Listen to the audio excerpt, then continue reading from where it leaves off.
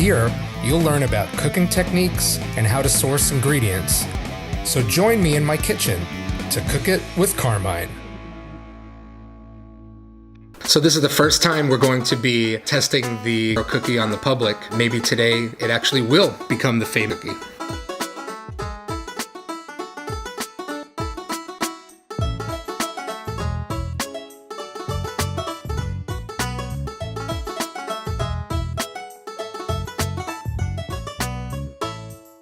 At the base of this cookie recipe, with a cookie that's so rich, that's so sweet. So one great way of doing this is by caramelizing this butter.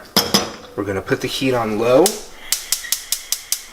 As this butter is cooking, the water content is going to start to evaporate, and we're just going to watch until it starts to turn like a nice deep amber color. This butter is starting to froth and bubble. Milk solids that are going to caramelize settle to the bottom, and make sure that we're not burning it. Once you're getting these roasty aromas in the air, you know your butter is starting to caramelize. We started with 8 ounces of butter. Now we're at 6.3 to mix with the sugar. So I'm going to add it. There we go, you guys. 8 ounces of butter. To get this nice and creamy when we mix it with our sugar, I don't have tons and tons of time to waste. So here is an ice bath. Even gonna pop this in the fridge. So think about 10-12 minutes, a little colder than room temperature butter, but warm enough to start the creaming process. Okay. My dog's snoring. Did you hear that? Yeah. So we're gonna scrape this butter out, and a rubber, oh shit! We're going to just use a rubber spatula and get every drop we can get. If you've got a stand mixer, this is one of the things, this mixture, so that it's one light, fluffy texture. So it's been about 2 minutes. Let's take a look here. You can see it's a stiffer, airy, fluffy mixture. We're gonna use 1 whole egg and 1 egg yolk, 2 tablespoons of milk, and 1.5 teaspoons of vanilla extract. We don't have to get too crazy with this because we're about to throw this back in the stand mixer.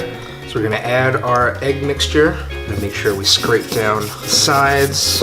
We want this to be nice and even. On high again. Looks super, super creamy, super fluffy. This is what you want to be left with. Alton Brown recipe comes into play. He uses bread flour, all-purpose flour. Take our 6 ounces of bread flour, 6 ounces of all-purpose flour, and we've got 1.5 teaspoons of salt, and 1 more dry ingredient, dark roast coffee grinds. And this is also going to enhance those chocolatey and bitter notes that we want to add.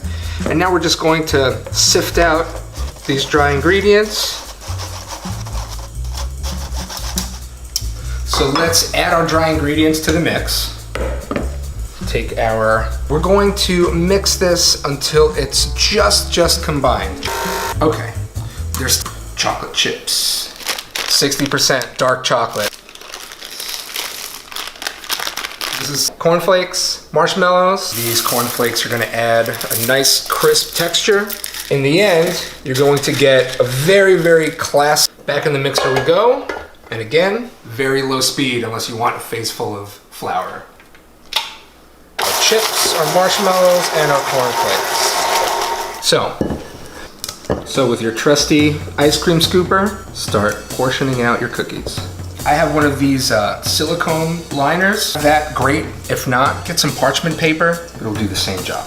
All right, so the cookies have chilled for over an hour. A little flaked sea salt on top of each cookie, and a little bit goes a long way.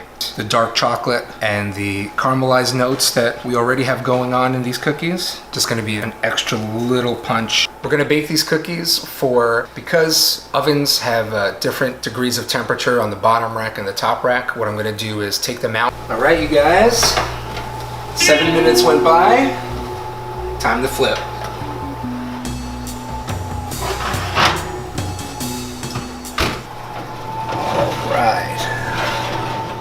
Now check this out. Some of it tends to spill over onto the sides. And as yummy as those little crispy pieces are, they have a tendency of just breaking off. So I like to get a very thin spatula and just kind of push it back in.